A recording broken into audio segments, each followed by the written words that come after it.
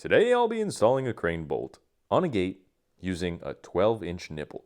Now this is a gas pipe that I use an angle grinder to cut some points on the tip. Those points were sharp and it made it really easy to smack this thing into the ground. I didn't even need a sledgehammer, I used my framing hammer. And right here is where I decided to eat dust and dirt for dinner. The top of the pipe ended up being really sharp, so I wanted to grind back some of that sharpness. That way, in case somebody's walking barefoot and they don't see it, they don't slice their foot open, they just stub their toe and scream. After I'm grinding the sides of it, I don't know why I needed to do this, but I grabbed my unibit and decided to remount the center. So I did this as a favor for one of my customers, and I didn't charge them any labor. It only took me like 20 minutes, and we had a big job we just finished up at the house, so I figured, let's do it. Now the one thing that I wish that I had gotten from the supply house was some self-tappers.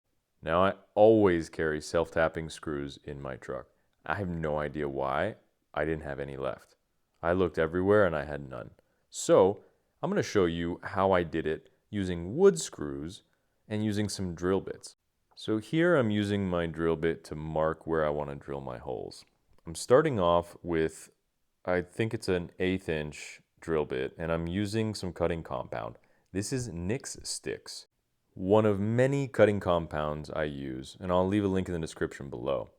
Now, here's a really important part. When you're using wood screws in steel, you need to pre-drill first with an 1/8 inch or so drill bit. Then, before you fully penetrate the steel, you have to use a smaller drill bit, like a 1/16.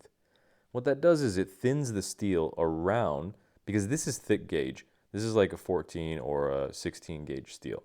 There is no way you're going to be able to get a wood screw to thread into it, even if you drilled it the exact size of the shank. You're just going to destroy those threads. So there's your little tip and trick of the day. Now I put the one on the bottom, and the owner just wanted something temporary, something for the wind, because this gate doesn't really open that often and it wasn't really that much of a big deal. But I decided, let's give it a little extra strength and let's add that second tab. But see, the problem is I wanted this to be extremely stable, and when you use the second tab and the little pin, you're only able to lift up that crane bolt like 3-4 inches. I wanted it to go into the ground at least 6 inches for more stability. So I decided to grind off that nub. But I only ground down enough where I could still kind of use it to lock it in place when I lift it up. So that way the bolt just doesn't fall back into the hole as you open the gate. Well, I'm going to use the same technique I used before. You're going to use an 1/8 inch drill bit and then a 1/16 inch drill bit and fully penetrate. That way you're thinning the steel around the area, and that wood screw will go in to the steel. Look how easily it goes in as well. And it impacts down, it tightens up real nice. And again, this is a small temporary fix for the owner because the winds were picking up and the gate was just rocking and rolling. Honestly, there's nothing more permanent than a temporary fix. And I'll come back and I'll put some silicone and maybe spray paint that ground down part just so it doesn't rust, but this turned out perfect. Honestly, I'm surprised how tight and how solid it is after I finished this and locked it in place.